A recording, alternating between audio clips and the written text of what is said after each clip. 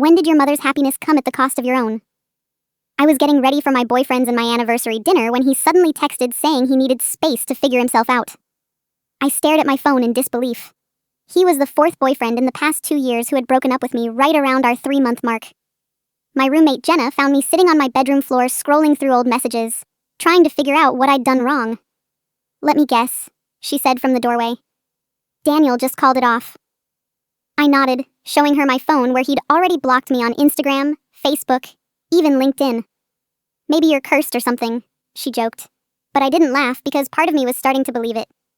When I told my mother about the breakup later that week, she seemed almost relieved, patting my hand and saying things like, "He wasn't right for you anyway," and "You'll find someone better when the timing is right," which was the exact same thing she'd said about the previous 3. When I started dating Liam a few months later, I decided to do everything differently. I kept a detailed journal about our relationship, documenting every date, every conversation, every small moment we shared together.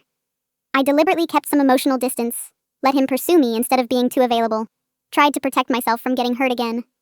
We made it to our 3-month anniversary and I was starting to relax, starting to think maybe the curse was broken. We were at dinner celebrating when his phone buzzed and his entire expression changed. He looked up at me with this weird, distant look and said the exact same words I'd heard 3 times before. "I need space to figure myself out. You're great, but I'm not ready for this." He was gone from my life within days, avoiding places he knew I'd be, and his friends suddenly acted like they didn't know me. For boyfriend number 5, I went completely extreme and changed everything about myself. Cut my long dark hair into a short bob, bought an entirely new wardrobe with clothes I'd never normally wear, even changed my makeup style and the way I did my eyebrows. I thought maybe something about my appearance was the problem, that maybe I was just fundamentally unattractive in some way I couldn't see. Marcus and I were having a picnic for our 3-month anniversary. Everything was perfect. When he looked down at his phone, and his face went pale. "I need to work on myself," he said, like he was reading from a script someone had written for him. "This isn't about you, but I can't do this anymore." By Monday morning, his friends were literally crossing the street to avoid me on campus. One of them looked genuinely terrified when he accidentally made eye contact with me in the library, quickly gathering his stuff and leaving. I tried to tell myself it was just coincidence, just bad luck, but the pattern was becoming impossible to ignore. A year passed before I felt ready to try dating again. When I met Oliver, I decided to keep everything completely casual and surface level. I didn't introduce him to my family or even most of my friends, didn't sleep with him, kept our relationship mysterious and undefined. I went for the whole detached, mysterious girl thing, never letting him get too close emotionally. 3 months hit and we were supposed to meet for coffee when he texted the breakup message. "I need to work on myself. This isn't fair to you." He transferred to a different university within the week, and when I tried to contact his roommate for answers, I got blocked immediately. I cried to my mother about it, and she just patted my shoulder with that same sympathetic expression and said, "The right person will come along when the timing is right, sweetie. You just have to be patient and trust the process." There I was at 26 years old, on a date with boyfriend number 8, sitting in a small cafe downtown when I saw Ethan walk in. Ethan had been my very first serious boyfriend years ago, the one I'd thought I might actually have a future with before he'd suddenly ended things. When he spotted me sitting there with my new boyfriend Kevin, his face completely drained of color like he'd seen a ghost or something truly horrifying. He started walking toward our table slowly, deliberately, and Kevin looked confused about who this person was and why he was approaching us. "I really did love you," Ethan said quietly, speaking directly to me and completely ignoring Kevin's presence. "I need you to know that what happened wasn't what I wanted." "Then why did you leave?" I asked, the question I'd been holding on to for years finally coming out. "Why did you just disappear like that?" He opened his mouth to answer, started to say something about it not being his choice, about my mother, then stopped completely mid-sentence. His face went white, and he practically ran out of the cafe without another word. Kevin asked who that was, and I just shrugged, not wanting to seem hung up on an ex, but the interaction stayed with me for days. After Kevin inevitably broke up with me 3 weeks later, using almost identical words to all the others, I decided I needed professional help. I found a therapist named Dr. Sarah Chen and spent our first 3 sessions begging her to diagnose me with something, anything, that would explain why every relationship ended the exact same way. She listened to everything, reviewed patterns I'd documented, and promised me I was mentally healthy. No attachment disorders, no personality problems, nothing clinically wrong with how I approached relationships. "Sometimes," she said carefully, "the problem isn't internal. Sometimes external factors create patterns we can't control. When I finally met James 6 months later, I wasn't even looking for a relationship. He was persistent, though, showing up at the coffee shop where I studied every Tuesday and Thursday, always seeming to know my schedule even though I'd never told him. He'd appear at the grocery store I frequented, at the park where I jogged on weekend mornings, always friendly and respectful, but somehow always there. On our 3-month anniversary, I braced myself for the inevitable breakup when he looked down at his phone during dinner. "Let me guess," I said bitterly. "You need space to work on yourself." "What?" He looked confused, then laughed and turned his phone to show me a video of a cat doing something ridiculous. "No, sorry, my sister just sent me this. It's hilarious. You have to see it." I felt this overwhelming wave of relief wash over me. We made it past 3 months. Then 4 months passed. Then 5. My mother kept asking about him with unusual interest, more questions than she'd ever asked about any previous boyfriend, wanting to know details about his family and his background and his job. By month 6, I felt secure enough to send a photo of us to the family group chat. Everyone responded enthusiastically. My aunt said we looked perfect together. My father sent a thumbs up. My mother just wrote, "Finally, I'm so glad you came to your senses." The next month it was my father's birthday, just immediate family invited, and they insisted I bring James to meet everyone properly. He seemed nervous but excited, buying a nice bottle of wine for my parents and wearing the button-down shirt I'd told him my father would appreciate. Everything was going well until my mother decided to embarrass me by pulling out old photo albums, the kind with the puffy plastic pages and faded pictures from the 80s and 90s. "Look at how adorable you were," she cooed, flipping through pages of me as a toddler. But I started noticing something strange. In every single photo, Christmas morning, Easter egg hunts, summer beach trips, birthday parties, there was the same little boy next to me. Same dark curly hair, same gap-toothed smile, always positioned right beside me like we were a match set. "Oh my gosh," I said, leaning closer to look at a photo from what must have been my 4th birthday. "This boy looks exactly like James. That's such a weird coincidence." My father smiled this strange, knowing smile that made my stomach twist. "Well, it makes sense," he said casually, like he was commenting on the weather. "That's the boy we've always wanted you to end up with." My mother nodded enthusiastically, adding, "Finally, the plan worked out like we hoped." The entire room suddenly felt cold despite the summer heat. "What plan?" I asked, my voice coming out smaller than I intended. "What are you talking about?"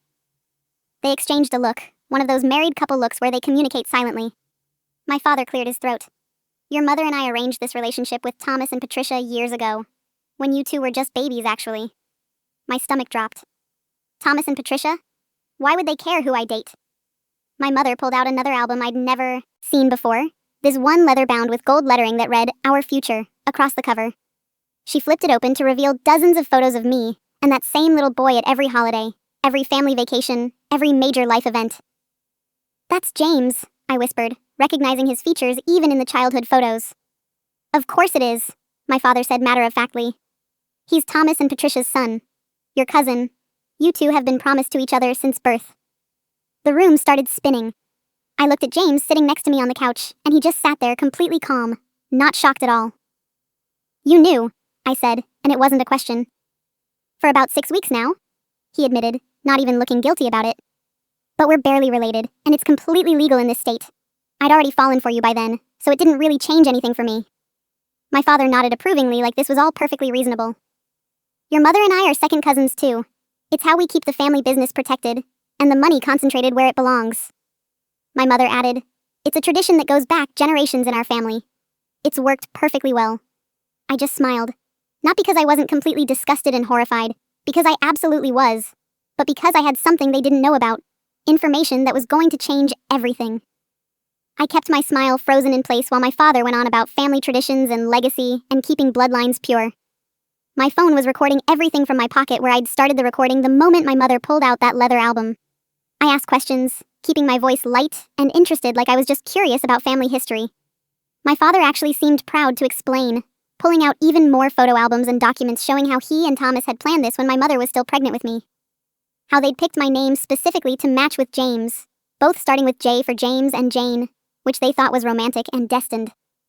My mother went into detail about how they'd orchestrated our chance meetings throughout childhood, how they'd made sure we attended the same summer camps and family events, always positioned near each other in photos.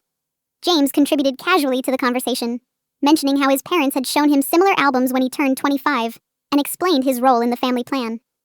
I asked more questions, pretending to warm up to the whole idea, getting them to explain exactly how they'd sabotaged my previous relationships.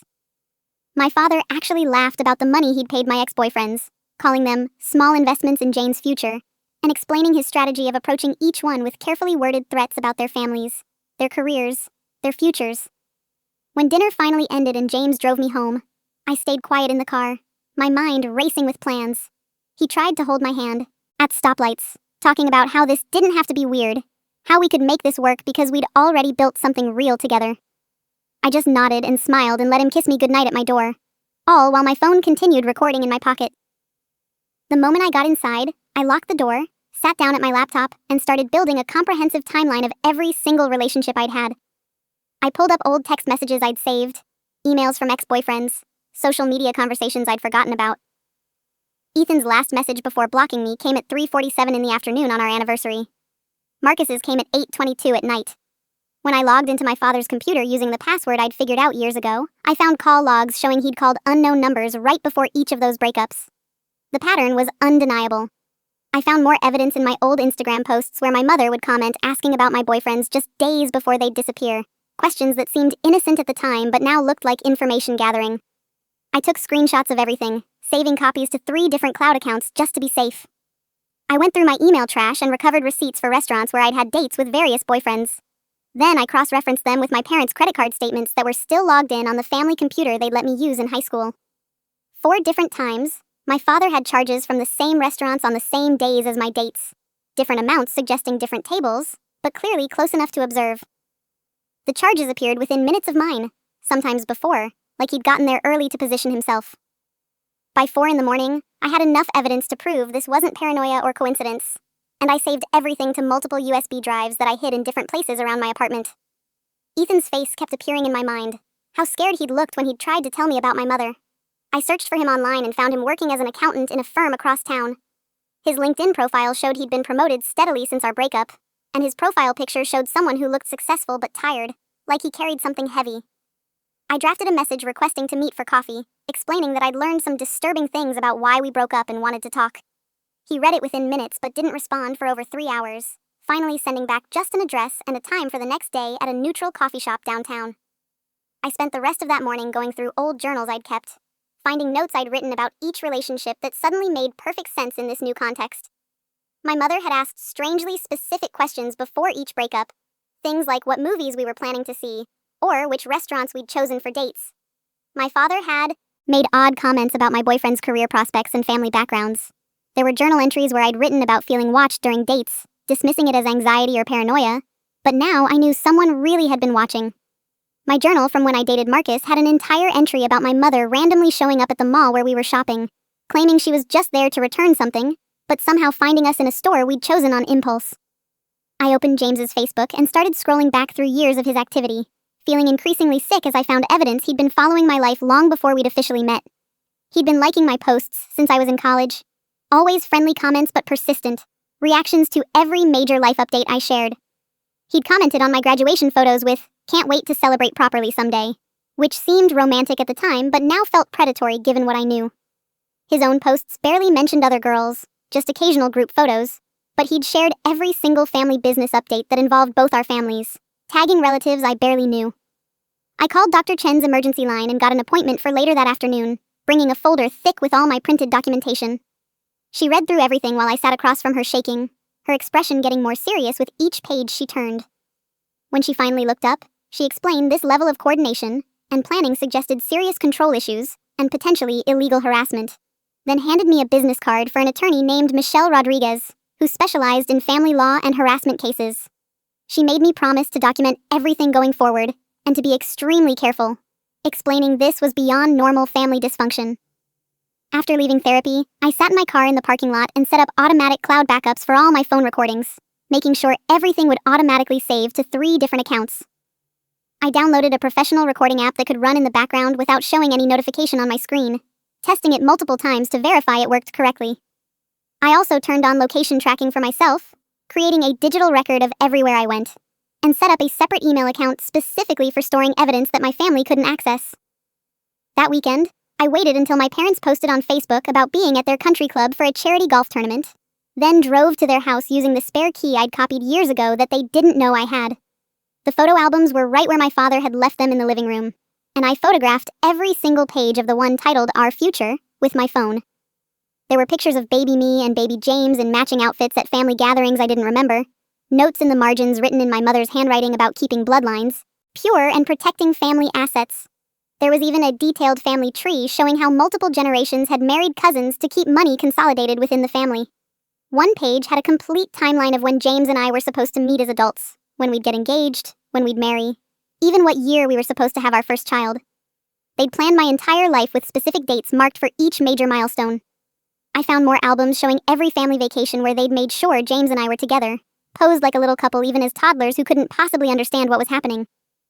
There were printed emails between my parents and James's parents coordinating these meetings, discussing strategies for keeping us connected as we grew up.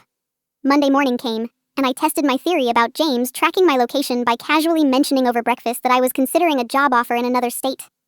His coffee cup stopped halfway to his mouth, and he immediately said my mother would never approve, then tried to cover by saying he meant we wouldn't want to leave our families. I pushed a little harder, saying it was a really great opportunity with better pay, and watched him pull out his phone under the table to text someone while pretending to check the weather. 10 minutes later, my mother called asking about these job plans she'd somehow already heard about, proving they were definitely coordinating behind my back. I told James I was going to yoga class after work, but drove to the public library instead, parking where I could see the entrance from inside. My phone stayed silent for exactly 25 minutes. Then James texted, asking how class was going, adding that he was thinking about joining me next time.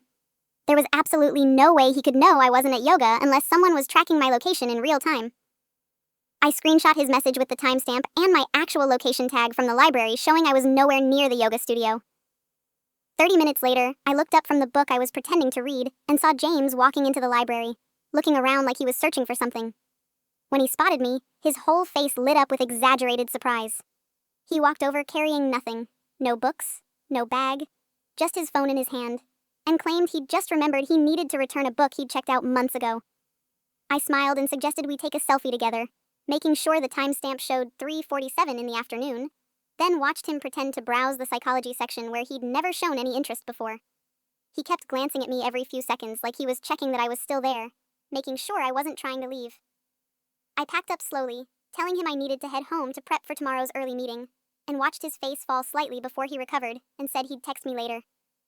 The second I got to my car, I texted Ethan, asking if we could meet somewhere public and busy, somewhere my family wouldn't expect. He replied within minutes, suggesting a coffee shop near the university that would be crowded with students. 3 days later, I arrived 40 minutes early and picked a corner table where I could see all the entrances, setting up my phone against a menu holder to record the entire conversation. Ethan walked in looking like he'd aged 5 years since I'd last seen him. Dark circles under his eyes, shoulders hunched forward like he was carrying physical weight. When he sat down across from me, his hands were visibly shaking around his coffee cup. He looked around the coffee shop twice before leaning forward and speaking in a low voice, explaining that my mother had shown up at his office the day after we broke up. Just appeared in the lobby when he arrived for work in the morning, smiling pleasantly and asking if they could speak privately. She'd mentioned how his company did contract work with firms my family had connections to, casually brought up how contracts could be reviewed and partnerships reconsidered, all while never making direct threats. Ethan pulled out his phone and showed me screenshots he'd kept of text messages from an unknown number that came right after. Messages about his parents' mortgage application at a bank where my family had investments, how these applications needed careful consideration, how young people's choices sometimes affected their entire family's financial futures. The messages were vague enough to avoid being clearly illegal, but specific enough to be absolutely terrifying. Ethan explained he'd transferred schools and moved to a different city within 2 weeks, because he couldn't risk his parents losing their house, couldn't risk his younger sister's college fund that was tied up in investments my family could influence. He'd broken up with me to protect his family, and he'd spent years feeling guilty about it, wondering if he'd made the wrong choice. I showed him photos of the albums, explained about James being my cousin, told him about all the other boyfriends who'd received similar treatment. His face went pale and he said he'd had no idea it was part of a larger pattern, that he'd thought he was the only one. My therapist's office felt colder than usual when I showed her everything the next week. Dr. Chen stopped taking notes halfway through my explanation to really look at me with serious concern. She said this went far beyond normal family pressure into territory that could absolutely be criminal, that stalking and harassment laws existed for exactly these situations, and conspiracy charges could apply when multiple people coordinated to interfere with someone's life. She pulled out her phone right there and called someone, speaking quietly for a few minutes, then told me her colleague Michelle Rodriguez could see me that very afternoon if I could get to her office by 3 o'clock. Dr. Chen explained Michelle specialized in cases where families used money and power to control their adult children, that she'd handled situations similar to mine before. The law office was in a modern building downtown, all glass and steel. Michelle Rodriguez turned out to be this small woman with perfectly styled gray hair who looked like she could be someone's elegant grandmother until she started speaking in this sharp, precise way. She spread out all my evidence across her large conference table and started explaining various laws I'd never heard of. How repeated unwanted contact qualified as harassment. How conspiracy charges worked when multiple people coordinated to interfere with someone's civil rights. She showed me examples of restraining orders she'd successfully obtained for other clients, but warned me extensively about defamation risks if we went public without absolutely solid proof. She explained how wealthy families often filed countersuits to silence victims even when they were clearly guilty, using expensive lawyers to drag out cases until victims ran out of money or energy. She said we needed more evidence, specifically proof of the electronic tracking, clear documentation of coordination between family members, and ideally witnesses willing to testify. That night, I called Owen, a friend from college who'd helped everyone with computer problems, and asked if he could check my devices for tracking software. He came over the next evening with a bag full of cables and scanning devices, starting with my phone. He found 3 different tracking apps hidden deep in system folders where normal users would never look, professional-grade software that cost serious money. Then he moved to my laptop and found keyloggers that had been installed years ago, programs that recorded every keystroke I'd ever made and sent the information to an external email address. My car had a GPS tracker attached under the rear bumper that looked like it belonged there, the kind used by private investigators. Owen documented everything with screenshots and photos, explaining each piece of equipment and how long it had probably been there. He was going through my Google account settings when he suddenly stopped and stared at the screen with a shocked expression, then turned my laptop toward me to show that my calendar had been shared with an email address I didn't recognize. The email was registered to my father's company domain, but hidden behind a generic name that looked like a system account. When Owen checked the sharing history, it went back 6 full years. Every appointment, every class schedule, every date I'd ever entered had been visible to whoever had access to that account. He showed me detailed logs of when the calendar had been accessed, hundreds and hundreds of times, always right before James would coincidentally show up at places I'd planned to be. The pattern was so obvious and clear it made me feel physically ill. Owen asked if I wanted to confront my family immediately, and I said no. We needed to gather more evidence first. Needed to build an absolutely airtight case before anyone knew what I'd discovered. My mother was cooking dinner when I visited my parents' house that weekend, and I tried to casually bring up privacy concerns. I mentioned thinking about getting a new phone number, being more careful about my personal information, maybe limiting what I shared on social media. She laughed and waved her wooden spoon at me dismissively, saying privacy was a modern invention that destroyed families and communities. She said in her generation, everyone knew everyone's business, and that's how they kept each other safe and made good decisions together. She used those exact words. It's for your own safety and protection.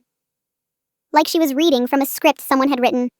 When I pushed a little harder, suggesting that adults deserved some privacy, she got defensive and explained this was how their family had always operated for generations, that it had worked perfectly well for her own parents and grandparents, that I was being influenced by modern ideas that destroyed family bonds.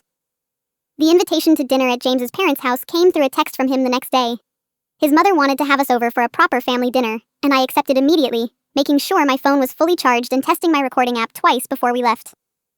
The entire drive there, James kept talking about how excited his parents were to have us over together officially, how they'd been waiting for this moment for so long, and I just nodded and smiled while my phone recorded every word from my purse.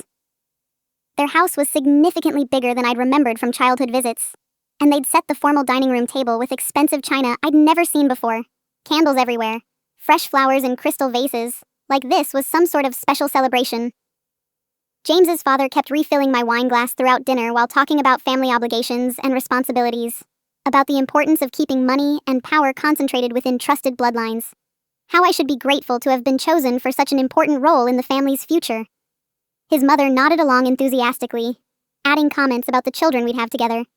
How she'd already thought about names she liked, which schools they should attend, how she'd help me decorate a nursery in our future home. Neither of them seemed to notice or care how insane they sounded, discussing my reproductive plans like I was a character in a story they were writing together. They had a complete timeline planned out in detail. When we'd get engaged, 6 months from now. When we'd have the wedding, a year and a half from now. When I'd leave my job to focus on family planning, immediately after the wedding. When we'd have our first child, within 2 years of marriage. When we'd take over certain aspects of the family business, contingent on producing heirs. They discussed my entire future life like I wasn't sitting right there at the table. Like my opinions and desires were completely irrelevant to plans they'd already finalized. I asked questions, staying calm and curious, getting them to explain their reasoning while my phone recorded everything.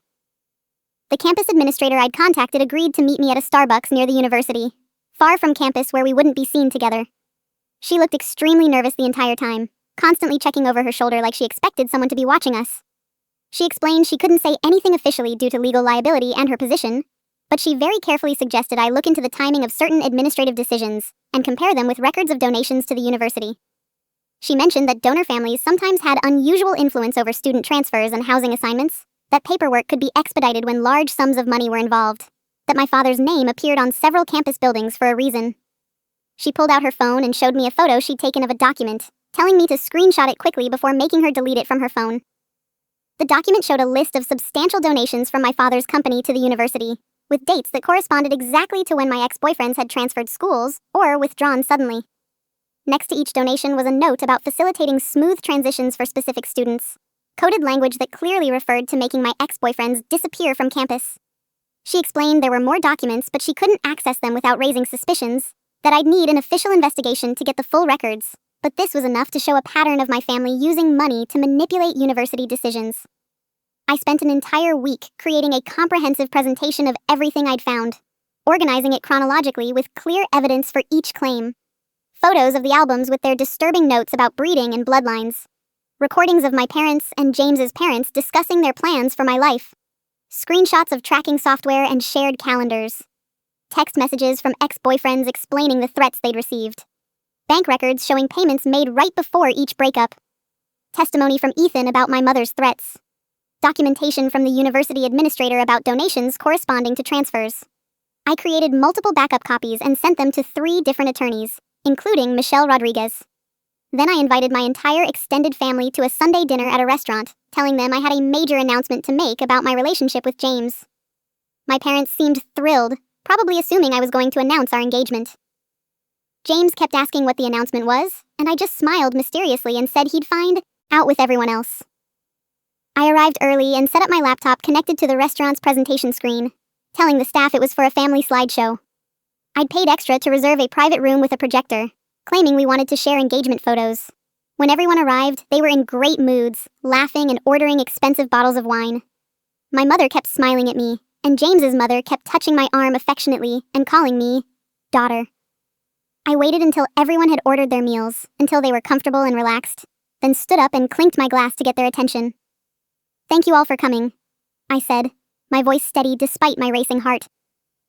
"I do have an announcement to make about my relationship with James." My mother beamed. James reached for my hand and I stepped away from him. "I'm ending it. Permanently." The room went completely silent. Before anyone could react, I clicked my laptop, and the first slide appeared on the screen behind me. A photo of me and James as toddlers with my mother's handwriting underneath. "Future couple. Keep them together always." I went through the entire presentation methodically, showing photo after photo of the albums, playing audio recordings of my parents and James's parents discussing their breeding plans, displaying the tracking software Owen had found on my devices. I showed the bank records, played Ethan's testimony, showed the university documents proving they'd paid to make my boyfriends disappear. My father stood up, his face red with rage. "Turn that off right now. This is inappropriate." "What's inappropriate?" I said, my voice loud enough that nearby tables in the restaurant could hear. "Is stalking your adult daughter for years. What's inappropriate is paying people to break up with me. What's inappropriate is planning to marry me off to my cousin without my consent." My mother tried a different approach, her voice going soft and wounded. "Sweetie, this is all a misunderstanding. We can explain everything privately." "There's nothing to explain," I said. "I have evidence of stalking, harassment, conspiracy, and possibly fraud. I've already provided everything to 3 different attorneys. If any of you contact me again, if you continue tracking me, if you approach any future boyfriend of mine, I'll press charges and file restraining orders against all of you." James finally spoke up, and he actually looked hurt. "I thought we had something real. I thought you cared about me." "You're my cousin," I said flatly. "And you knew about this entire sick plan for weeks before telling me. You were complicit in everything they did." I looked around the room at all their faces. My mother crying, my father furious, James's parents looking shocked and offended, various aunts and uncles completely confused. I'm done being controlled. I'm done being treated like property you can plan a future for. I'm done with all of you. I grabbed my laptop and walked out, while they were still processing what had happened. Michelle Rodriguez had advised me to do the confrontation in a public place with witnesses, and to immediately go somewhere safe afterward. I drove straight to a hotel I'd pre-booked under a friend's name and stayed there for 3 days while Michelle filed restraining orders against my parents, James, and his parents. The legal battle that followed was brutal and expensive. My family hired a team of lawyers who tried every tactic to dismiss the case, claiming I was mentally unstable, that I'd misunderstood normal parental concern, that the tracking was for my safety. But we had too much evidence, and more importantly, we had Ethan and 2 other ex-boyfriends who agreed to testify about the threats they'd received. Marcus came forward and admitted my father had paid him $5,000 to break up with me and transfer schools. Oliver confirmed he'd received threatening messages about his family's small business that did contract work in industries my family had influence over. The judge granted temporary restraining orders and ordered my family to immediately remove all tracking software and cease all surveillance. My parents tried to cut me off financially, but I'd never depended on them for money anyway. They spread rumors in our extended family that I was having a mental breakdown, that I was being manipulated by a boyfriend they'd never met, that I was destroying the family over normal parental concern. Some relatives believed them, but others reached out to me privately saying they'd always thought something was off about how controlling my parents were. The most vindicating moment came 6 months later when James violated the restraining order by showing up at my workplace. He'd tried to send flowers and letters through intermediaries, all of which I'd documented and reported, but physically showing up crossed a clear line. He was arrested on the spot, and during the court hearing, more truth came out. James's parents had known about the arrangement his entire life and had actively coached him on how to pursue me once we were adults. They'd given him access to the tracking software, helped him learn my schedule and patterns, planned his coincidental meetings with me. The judge wasn't sympathetic. James got 6 months in jail for violating the restraining order and stalking charges. My parents and his parents faced civil penalties for the harassment and conspiracy charges. They didn't go to jail, but they paid substantial fines and had permanent restraining orders placed against them. The university launched an internal investigation into the donations and student transfers, and while they didn't publicly admit wrongdoing, they quietly implemented new policies about donor influence over administrative decisions.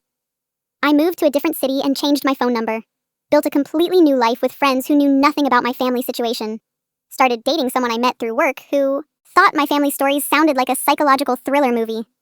I'm 33 now, and I haven't spoken to my parents or anyone from that side of my family in over 5 years. I changed my last name legally, just to make it harder for them to find me. I still go to therapy twice a month, working through the trauma of realizing your entire childhood was manipulation and control. Sometimes people ask about my family, where I'm from, if I'm close to my parents. I usually just say we're estranged and change the subject. Very few people know the full story because it sounds too extreme to be real. But when someone does ask when my mother's happiness came at the cost of my own, I can pinpoint the exact moment. It was before I was even born, when she and my father sat down with James's parents and decided my entire future without my consent. When they chose family money and legacy over my right to choose my own partner, my own life, my own happiness.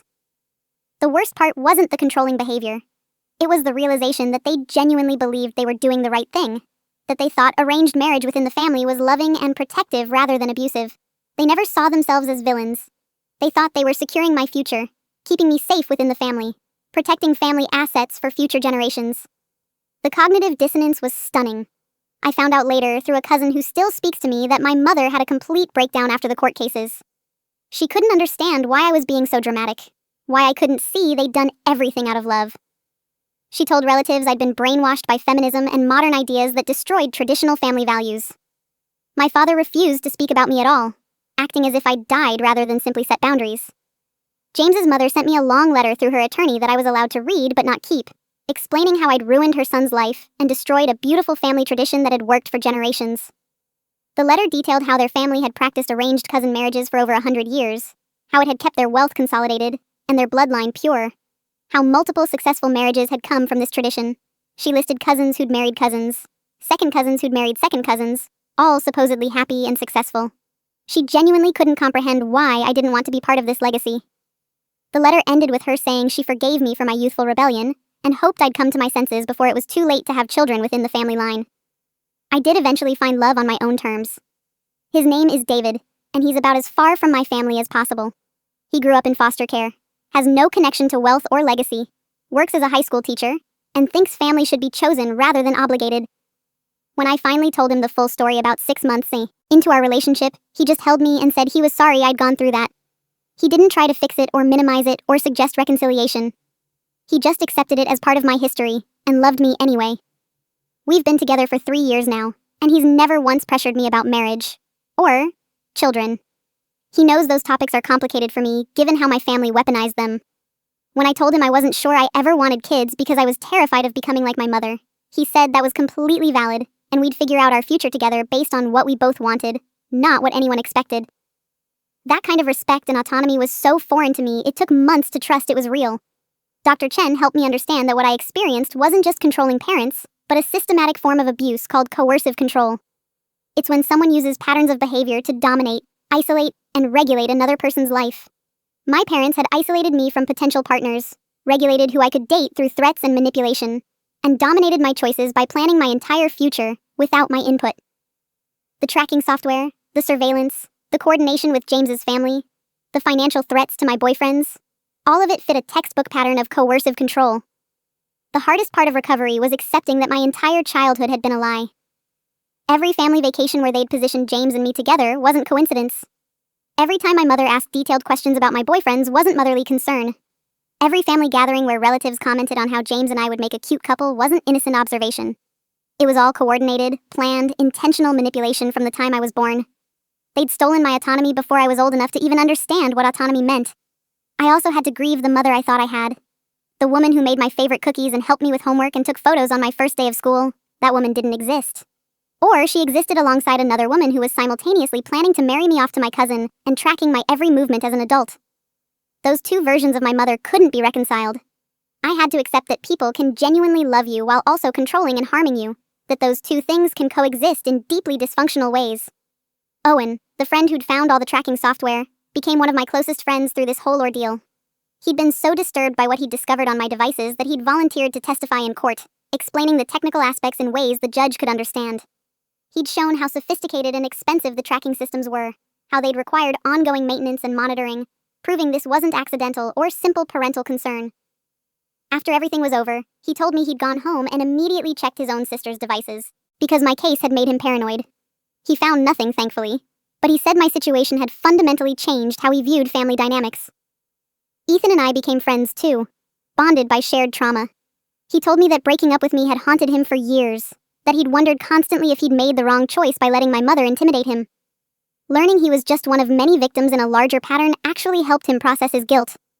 We got coffee sometimes and compared notes about how we were both rebuilding our lives away from my family's influence.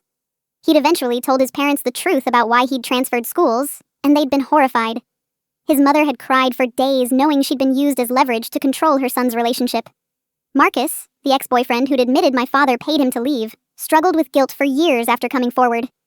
He explained he'd been drowning in student loans and the $5,000 had seemed like a lifeline at the time. He'd convinced himself he was doing me a favor by leaving before things got more serious, that my father had been right about us not being compatible long-term. But testifying in court forced him to confront that he'd been paid to hurt someone, that he'd accepted money to break someone's heart, and that realization had sent him into therapy. He reached out to apologize properly about a year after the trial, and while I appreciated the apology, I told him I needed space and wasn't ready to maintain a friendship. He respected that. The university investigation revealed that my family had donated over $400,000 over the course of 8 years, with several donations specifically tied to requests for student transfers or housing changes. The administrator who'd met with me secretly ended up losing her job for revealing confidential information, which I felt terrible about. She'd risked her career to help me, and even though she'd been reinstated after a lengthy appeal process, her reputation within the university system had been damaged. I sent her flowers and a long thank you note explaining how crucial her information had been to building my case. Social media became a minefield after everything went public. Extended family members who believed my parents' version of events posted vague things about ungrateful children and the destruction of family values. My mother's friends shared articles about the importance of parental authority and the dangers of modern individualism. Some of my old high school friends who didn't know the full story commented on posts asking what had happened, why I'd cut off my family, saying they'd always thought my parents seemed so nice. I ended up deleting most of my social media accounts and starting fresh with new profiles under my new name, adding only people who knew and accepted the truth. Michelle Rodriguez, my attorney, told me my case was one of the most extreme examples of family coercive control she'd encountered in her 20-year career. She said most cases involved one controlling parent, not an entire network of family members coordinating surveillance and manipulation across years. She asked if she could use my case as an example in presentations she gave to other attorneys and family law professionals, obviously with identifying details changed. I agreed because I wanted other people trapped in similar situations to know they weren't alone, and that legal recourse was possible. The financial cost of the legal battle was significant. Even though we won and my family had to pay court costs and penalties, I still had my own attorney fees that weren't fully covered. I'd spent about $30,000 total between Michelle's fees, court costs, and related expenses. But it was worth every penny to be free from their control. David helped me set up a payment plan, and Owen created a small fundraiser among friends who wanted to help. I was overwhelmed by the support from people who barely knew me, but believed my story and wanted to help me escape an abusive situation. Dr. Chen explained that complex PTSD was common in cases of long-term family coercive control. I had nightmares about being tracked, about my family finding me, about waking up to discover David had been paid to leave me. I had panic attacks when I saw cars similar to my father's, when I received unexpected calls from unknown numbers, when someone seemed to know my schedule without me having told them. Simple things like sharing my location with David for safety reasons took months to feel comfortable with, because location tracking had been weaponized against me for so long. The worst triggers were unexpected. Walking past the grocery store where I'd worked in high school, seeing families taking photos at holidays, hearing the phrase, family first, or blood is thicker than water. Wedding scenes in movies where families looked genuinely happy for the couple. Mother's Day was particularly brutal, filled with social media posts about amazing moms and the importance of maternal bonds, while I was grieving the mother I'd thought I had while simultaneously angry at the mother who'd actually existed. I found support groups for adults estranged from their families, and hearing other people's stories helped immensely. Most of them hadn't experienced anything as extreme as arranged cousin marriage and multi-year surveillance, but the core dynamics were similar. Parents who couldn't accept boundaries, families who used money and guilt as weapons, relatives who took sides without knowing the full story. The isolation that comes from being cut off from everyone you grew up with. The grief that looks like death, but is somehow more complicated because the person is still alive, just dead to you. David's total lack of family baggage was actually healing in its own way. He had no expectations about holiday traditions or family gatherings because he'd never had those things. When I freaked out about the idea of having to spend Christmas with his foster family, he just said we'd do whatever made me comfortable. Stay home, travel somewhere, ignore the holiday entirely. He didn't have complicated feelings about family loyalty or pressure to reconcile with people who'd hurt me. His approach was simple. If someone treats you badly, you don't owe them continued access to your life. That straightforward perspective helped cut through a lot of the guilt and obligation I'd been programmed to feel. I changed careers about 2 years after everything happened. I'd been working in marketing but found myself drawn to advocacy work for young adults leaving controlling family situations. I got training as a peer support specialist and started volunteering with an organization that helped people escape coercive control, whether from partners, parents, or other family members. Using my experience to help others gave me a sense of purpose and helped me process my own trauma. I could spot the warning signs in other people's stories, the excessive tracking, the isolation from potential partners, the use of money as control, the elaborate justifications for invasive behavior. One young woman I worked with was in almost an identical situation. Her parents had promised her to a family friend's son when she was born, and at 24, she was just realizing how much of her life had been manipulated to push her toward this arranged match. Hearing her story was like looking into a mirror of my past. I was able to help her understand her parents' behavior was abusive, help her document evidence, connect her with an attorney, and support her through the terrifying process of setting boundaries and potentially going no contact. She's free now, living in a different state, building her own life. Sometimes she texts me just to say thank you, and those messages make everything I went through feel meaningful. I also connected with an online community of people from cultures where arranged marriage is traditional who'd chosen to break free. Their experiences helped me understand that while my family situation was extreme in its surveillance and coordination, the core dynamic of families treating children as property to be married off for family benefit was devastatingly common across many cultures and communities. These conversations helped me separate normal cultural practices of introduction and suggestion from the coercive control my family had practiced. There's a huge difference between parents introducing potential partners and parents stalking their daughter for years while threatening anyone she tried to date, independently. The question of whether I'll ever have contact with my family again is complicated. My therapist doesn't push me either way, just helps me process my feelings as they evolve. Right now, the answer is no. I can't imagine a scenario where my mother acknowledges what she did was wrong, where my father takes responsibility for paying off my boyfriends and tracking my every move, where James admits he knew about the cousin arrangement and pursued me anyway. Without that acknowledgement and genuine change, any contact would just be more of their manipulation in a different form. But I also know I might feel differently in 10 years. Or 20. People do change sometimes, though rarely in cases this severe. I've left the door open for the possibility that if my parents ever genuinely understood and apologized for what they did, if they did serious therapeutic work and demonstrated real change over years, maybe someday we could have some kind of limited relationship. But I'm not holding my breath, and I'm not organizing my life around that possibility. I'm building a future based on the relationships I choose, not the obligations I was born into. David asked me to marry him last year. He did it privately, just us in our apartment, and he made it clear there was no pressure or timeline. He said he wanted to spend his life with me and wanted me to know that, but whether or not we had a legal marriage, or a ceremony, or any of that was entirely up to me and what felt safe and comfortable. I said yes to the commitment, and we're engaged, but we haven't set a date, or made any concrete plans. The idea of a wedding still triggers anxiety because of all the family expectations and traditions wrapped up in that ritual.